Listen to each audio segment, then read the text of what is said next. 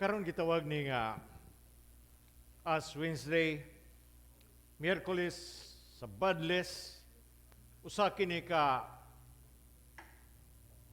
panahon na gitawag nato nga usa ka popular and important holidays sa gitawag nato nga liturgical calendar. Ash Wednesday opens Lent, a season of fasting and prayer.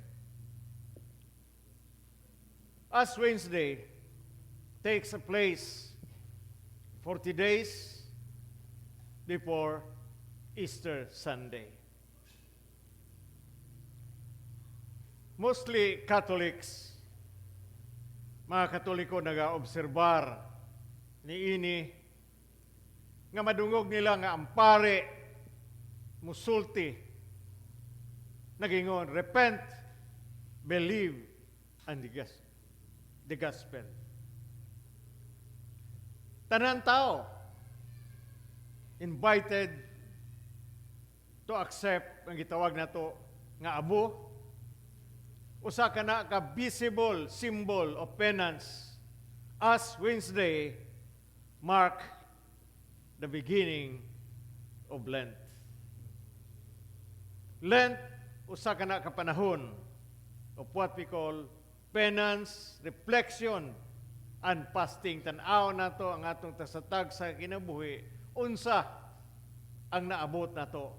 And also a preparation sa gitawag nato nga Easter Sunday, ato sang preparahan. Usa ka na ka importante kayo. Why we receive ashes? Nga naman, nga dawato nato ang abo. To humble our hearts and remind us na kapahinumdum kini kanato that life passes away on earth. Nga atong kinabuhi, lumalabay lamang ni ini nga panahon. We have to remember this when we are told, man is dust, and unto dust you will return. Kung mabasa nato, dili lang atong Ebanghelyo karon kay makita nato ang panahon nga bisan pa ang mga sitwasyon ani nga takdan gihapon ang simbahan. Nga makatabang galing og gagmay murag mabalita na. Unya ang Kristohanon malipay pud. Pero naginungon ng Ginoo, kumuhatag ta, kumutabang ta sa tago, God will bless us.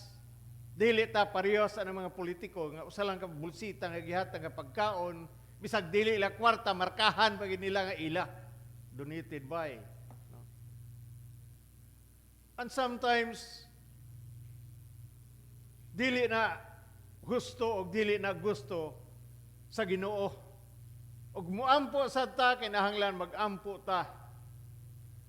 It is not wrong na mag-ampo ta sa corporate, what we call prayer. Maayo na But ang atong individual nga prayer, pag-ampo, kinahanglan nga mag-ampo ta sa Ginoo, nga dili panghinambog nga pag-ampo, nga tag-as kay nga pag-ampo, nga murag ikaw ragi ka mo umuampo. This is what happened now. Daghan kaayo nga kusog magampo. Pero how about tagaan nato na great ang atong pagampo kung pila sa atong mga pagampo nga gitubag sa Ginoo alang kanato. No kini nga panahon sa Korisma na ay pagtintal ang nahimo. The temptation of Jesus can be fruitful for several reasons. Ang tentasyon ni Jesus can be fruitful for several reasons. Nag-remind kini nato that Jesus can understand our own temptation. Aming batana. Nga si Jesus nakasabot sa gitawag nato nga atong kaugalingon nga tentasyon. Once we are tempted, usay musukon ta sa temptation, nga murag walay mo pasaylo nato. But God is always there for us to forgive our sins. Also, it reveals also how can be gihatag kini kanato ang pulong sa Ginoo so that we can be more successful in overcoming temptation. Kining tentasyon ay may laki ani, sultian talang mo. Kitsa may laki ani temptasyon. Only Jesus, He overcome temptation. Pero kita, ga-struggle ta ani gitawag nato nga temptation sa atong kinabuhi. So, gihatag sa Ginoo ang iyang pulong, the same tools to overcome every temptation. Jesus appealed to the Word of God o kita mao gihapon. In Ephesians chapter 6 verse 17 nagingon, og ikalo ninyo ang kaluwasan ingon nga panalipod sa ulo o gamita ang pulong sa Dios nga gihatag kaninyo sa espiritu ingon nga espada. Ikalo nabito na Romans 12:1 nga renew your mind with the Word of God. Ipabago sa Dios ang inyong panguna-una. Mao gyapon ni sa Episo 6:17, ikalo ninyo ang kaluwasan ingon nga panalipod sa ulo o gamita ang pulong sa Dios nga gihatag kaninyo sa espiritu ingon nga espada. Jesus have faith in the plan of God, pinaagi sa pagkamaugon o pinaagi usab sa gitawag nato nga pag-antos. Karong panahon na lisod kaayo ang gitawag nato nga pag-antos. Dili ta mag-antos kay usa ka Kristohanon naagi ang gitawag nato nga sacrifice.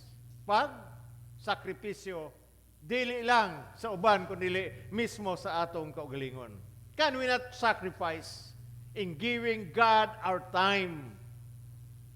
Panahon nga tagaan nato ang Ginoo. Kung namati mo sa wali nga gihatag ni Padre Rex about the calling of God, ang tawag sa Ginoo, labi na kita nga mga clergy. You promise before God nga ikaw i-obey nimo pirmi ang imong obispo.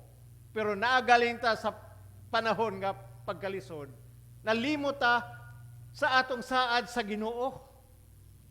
Nalimot ta sa gisaad nato sa atong obispo panahon nga kita giordinahan. Now this coming March 15 to 18 na ami retreat sa Cebu. O kining retreat usa kini gitawag nato not renewal kay ang vow nato di man nga kada tuig nato i-renew. It is not renewable. But it is what we call, it is really constant, walay pagbag-o niini. See, we have. But I thank and praise God for this time nga ang Ginoo maga-supply sa tanan natong panginahanglan. Nag-negotiate ni Father J dito sa Cebu, sa owner sa resort. Pag nakita na mo ang kamot sa Ginoo nga, it's really working. From 145,000, pagkatulog lang na, nahangyo og 90.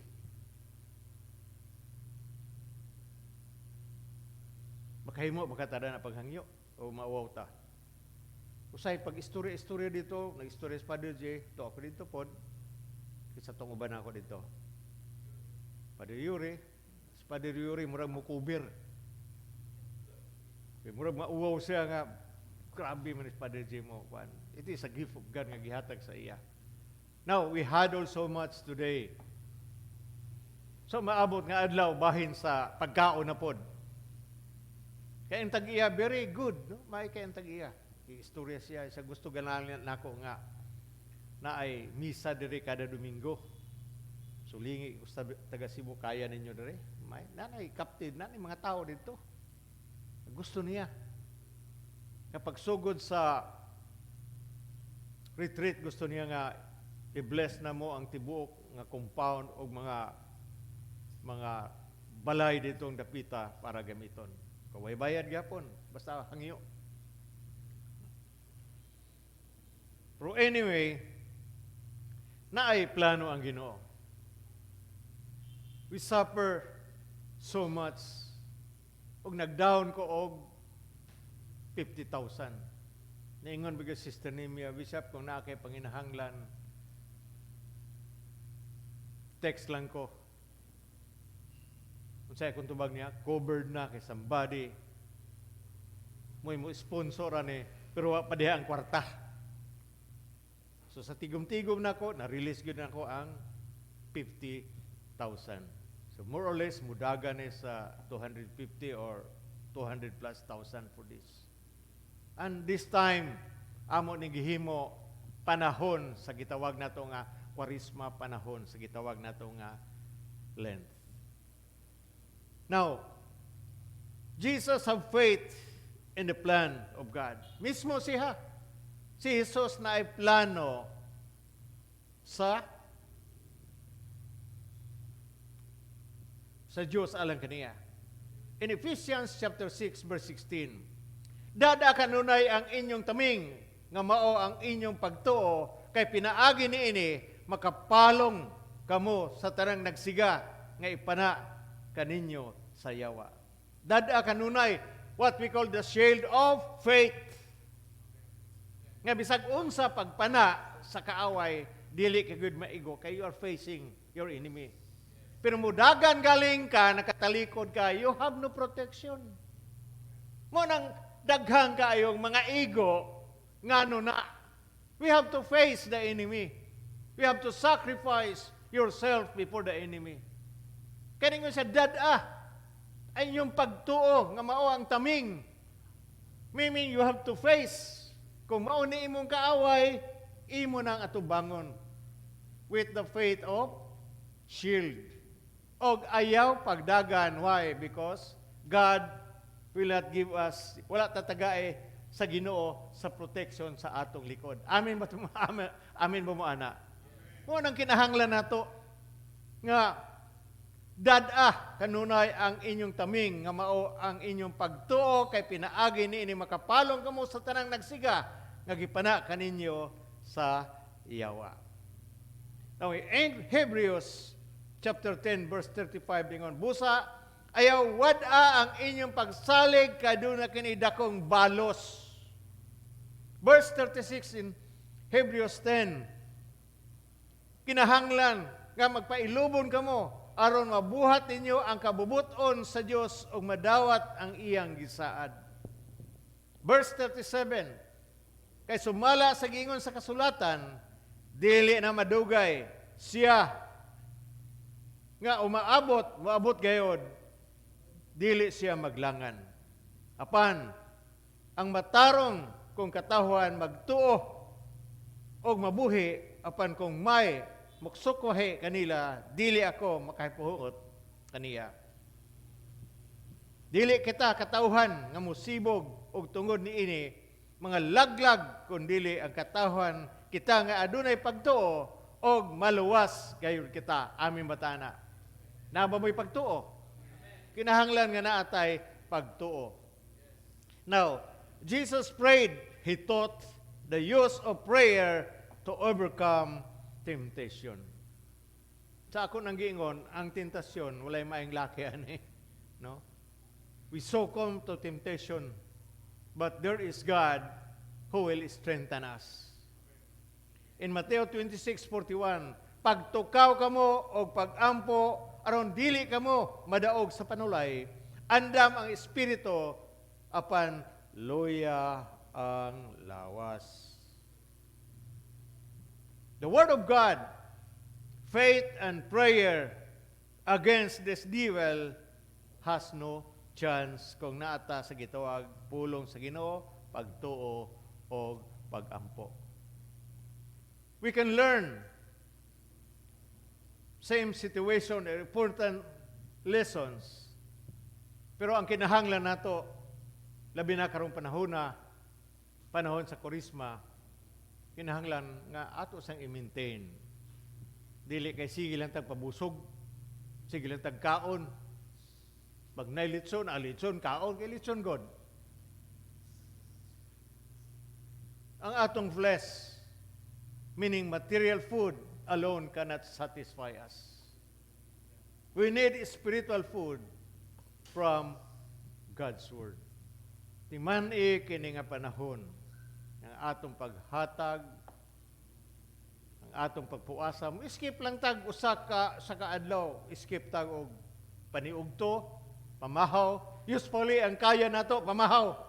Amin ba ta ana? Pag abot sa alas 10 ana, murag kutoy na naantiyan ana. Pero at least kahimo to ana. Branch lang dayon ang pamahaw diretso paniugto. So, once again, material food alone cannot satisfy. We need spiritual food from God's Word, especially kini nga panahon sa Kwaresma. Atong i-remember kanunay sa atong pagtabang nato sa isigkataw, na dili nato ipamalita, pag-ampo nato sa uban sa atong isigkataw, ato ng bantayan. Kung gusto niyo ang simbahan may hatag sa imong gihatag aron dili kay may bawan, that's all right. That's not a problem. Dili na problema o angay nato ng pagahimuon. Amin batana. Mao kana ang ebanghelyo sa ngalan sa Amahan ug sa Anak ug sa Espiritu Santo. Amen. Gihangyo ang tanan sa pagpanindog.